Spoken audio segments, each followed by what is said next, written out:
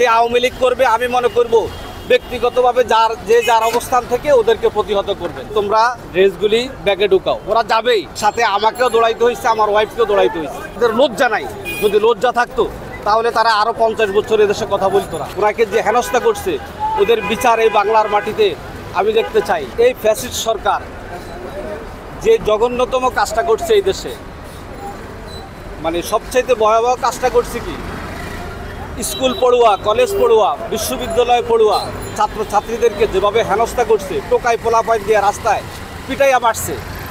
আমার চোখের সামনে এই যে মালিবাগ রেলগেটে ছাত্র বইলা দুইটা ছেলেকে এমনভাবে বেদম প্রহার করছে, তারা সেখানে ডেড হয়ে গেছে। মানে যখন আমি আমার চোখের সামনে এই জিনিসগুলি দেখছি, আমি নিজেকে স্থির রাখতে পারি নাই, ওদেরকে প্রোটেক্ট করতে পারি নাই। তারা হাজার হাজার ছিল, টোকাই পোলাপাইন সবটি, স্কুল কলেজ পড়ুয়া কোনো ছেলে মেয়ে ছিল না, সবটি ছিল টোকাই শ্রেণী। আওয়ামী লীগ নামটাই হচ্ছে একটা টোকাইয়ের দল। এই দেশে এদের কোনো স্থান নাই, এই দেশে তাদের আর কোনো কিছু হবে না। এবং যে আওয়ামী লীগ করবে আমি মনে করব ব্যক্তিগতভাবে যার অবস্থান থেকে ওদেরকে প্রতিহত করবে, সম্মিলিতভাবে বিবেকের তাড়নায় প্রত্যেকটা মানুষ তাদের বিরুদ্ধে অবস্থান নেওয়া উচিত।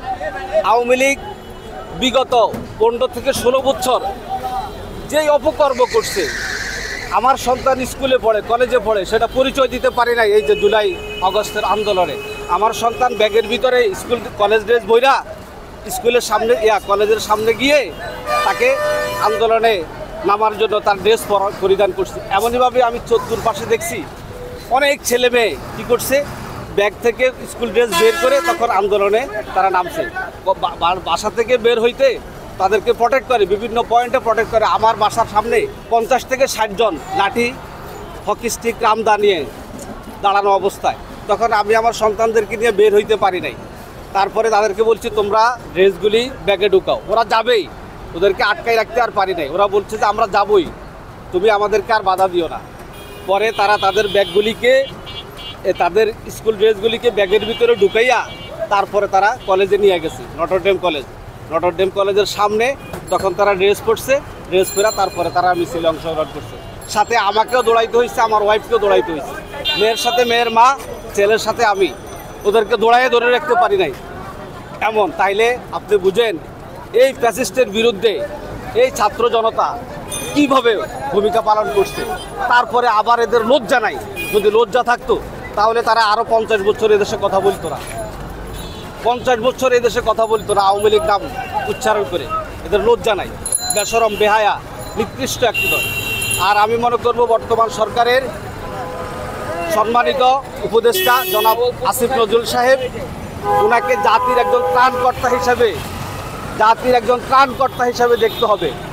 উনি সেদিন যদি ছাত্রদের সামনে চাপাইয়া না পড়তো, নিজের জীবন বাজি রেখে, আজকের আন্দোলন এই ফলপ্রসূ আসতো না।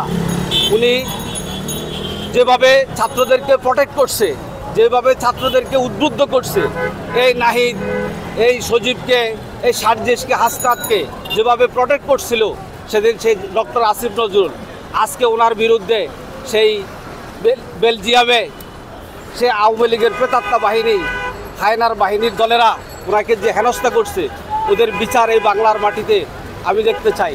এবং আমি ওনাকে বলবো, উনি যেহেতু এখন আইনের লোক, ওনাকে অচিরেই তাদেরকে ধরে এনে এই দেশে মাটিতে কঠিনের থেকে কঠিনতম শাস্তি যেন প্রদান করা হয়, আমি সরকারের কাছে আহ্বান করব।